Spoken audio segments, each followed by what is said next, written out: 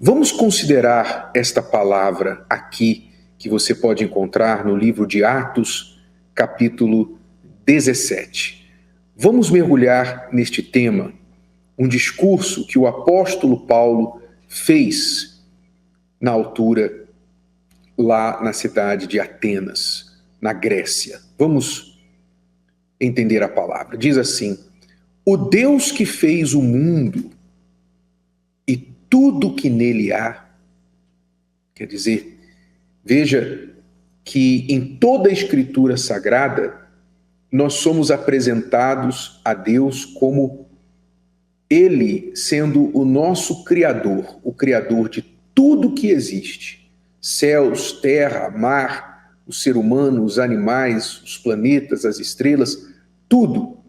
Ele é o Criador, Ele é o gerador eterno, criou tudo e não foi criado por ninguém, porque Ele é autoexistente. Deus é autoexistente e Ele é apresentado a nós como Senhor do céu e da terra. E diz: não habita em templos feitos por mãos de homens.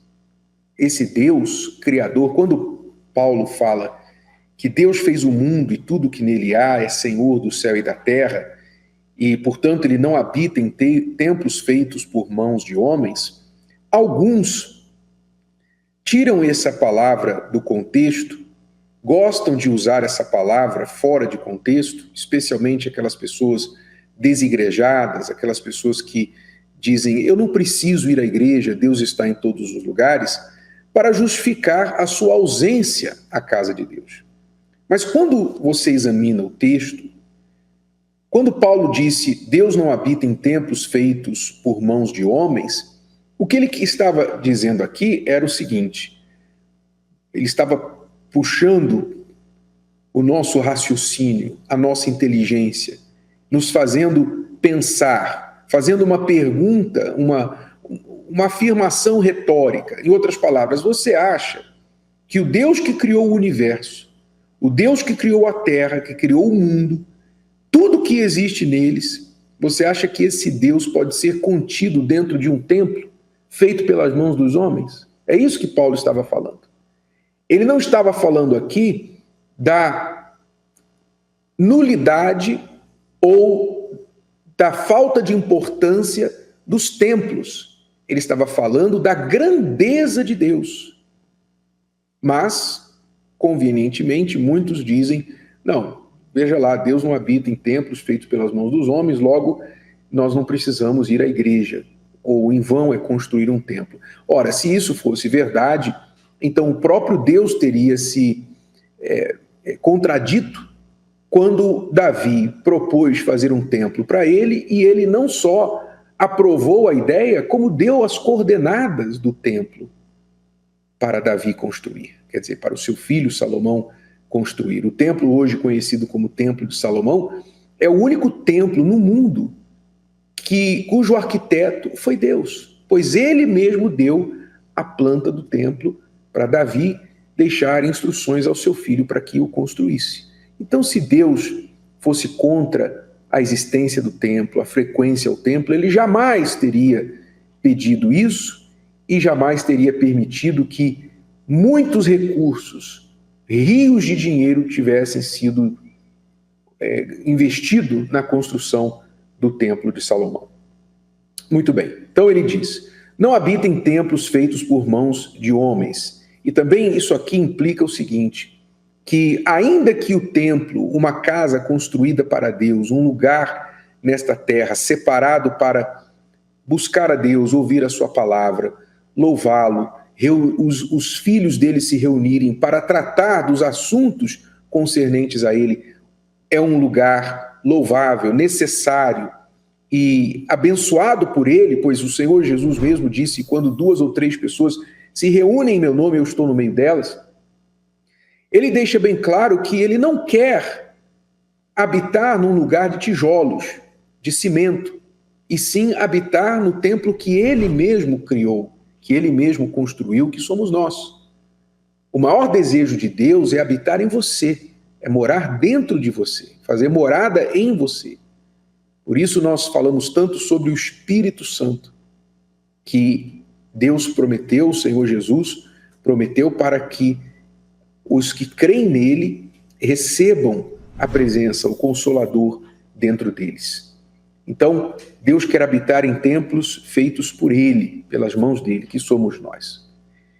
E continua o texto: nem tampouco é servido por mãos de homens, como que necessitando de alguma coisa. Aqui o texto fala que Deus, sendo autossuficiente, ele não precisa que nenhuma mão humana, nenhuma pessoa, nenhuma entidade, nenhuma instituição, nenhum ser humano, indivíduo ou animal, ou seja o que for, ou anjo, nenhuma criatura o sirva, o apresente alguma coisa como se ele estivesse necessitando de algo.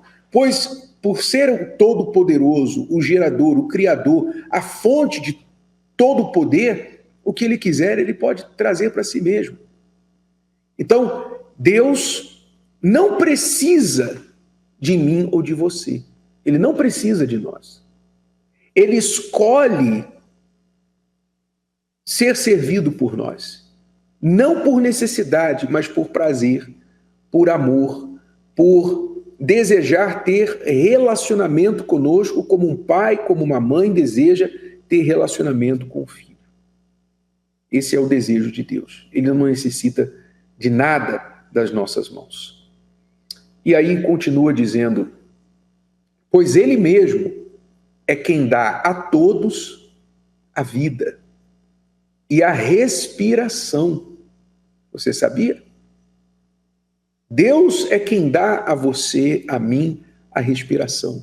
Não importa se você é evangélico, religioso, católico ou ateu, não importa se você tem religião ou não tem religião. Aqui está escrito: é Ele quem dá a todos a vida e a respiração. É claro que nem todos reconhecem isso. A maioria, na verdade, não reconhece isso. Muitos são os que dizem que o ser humano é fruto de uma sopa primordial em algum lugar, bilhões de anos atrás, lá numa lagoa, numa poça d'água, que houve lá uma combustão química e o ser humano nasceu, a vida nasceu. Há quem creia nisso, há quem acredite nisso.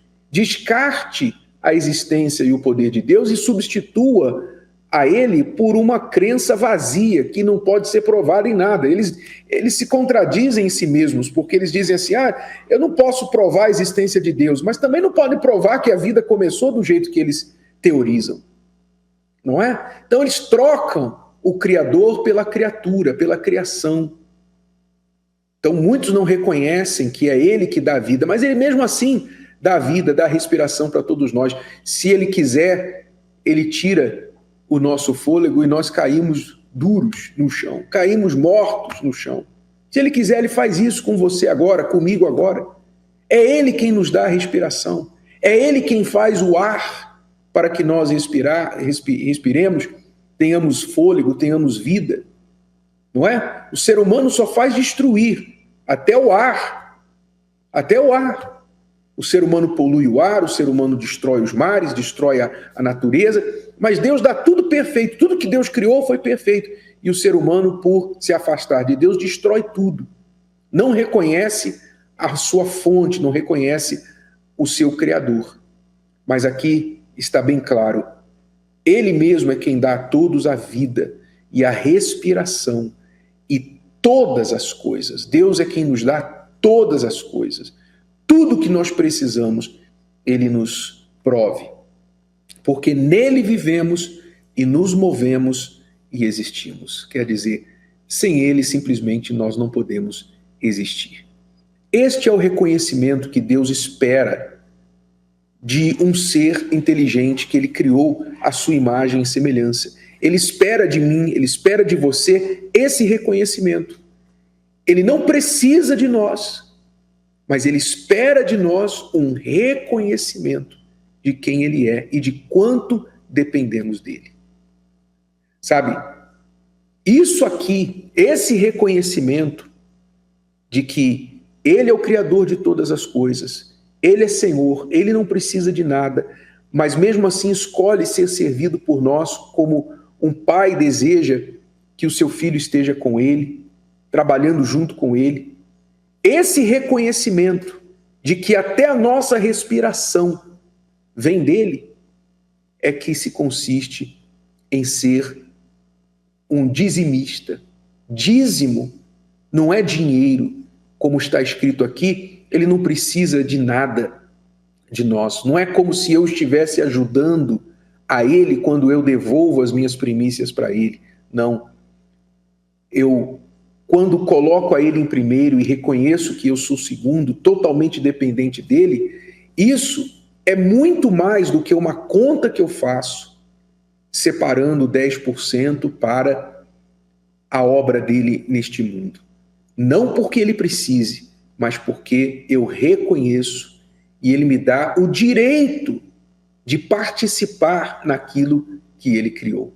Ele me dá o direito. Quer dizer, quando eu devolvo para ele as primícias, eu estou reconhecendo que ele é o meu Criador e ele me inclui nos seus planos, ele me inclui nos seus cuidados para prover para mim tudo o que eu preciso. Isso é colocar a Deus em primeiro lugar. Isso é reconhecimento de filho. Isso é devolver a Deus as primícias. Então a pergunta para você é a seguinte: você tem reconhecido o seu Criador? Você tem reconhecido a sua dependência dele? Ou você tem vivido a sua vida como se fosse independente? Vivido a sua vida indiferentemente a ele? Como é que você tem vivido a sua vida? Você tem procurado ser templo dele, como ele criou você para ser? Você tem respeitado o templo que ele designou como a sua casa de oração para todos os povos e buscado a ele nesta casa para se relacionar com ele? Você tem devolvido a ele as honras, os reconhecimentos, as primícias do seu tempo, da sua mente, dos seus recursos, reconhecendo que ele é o Senhor e Criador da sua vida, que te dá tudo, desde a respiração até tudo que você produz? Se não, meu amigo, minha amiga, infelizmente, você se faz desconectado do seu Criador. E quando você está desconectado do seu Criador, o que segue é um vazio, o que segue é uma tristeza, uma vida vazia, uma vida de tristeza, cujo fim só pode ser desastroso. Se o vídeo de hoje te ajudou, você conhece alguém que vai ser ajudado por essa mensagem, passe adiante. E se você ainda não inscreveu aqui no canal, inscreva-se agora. Até a próxima.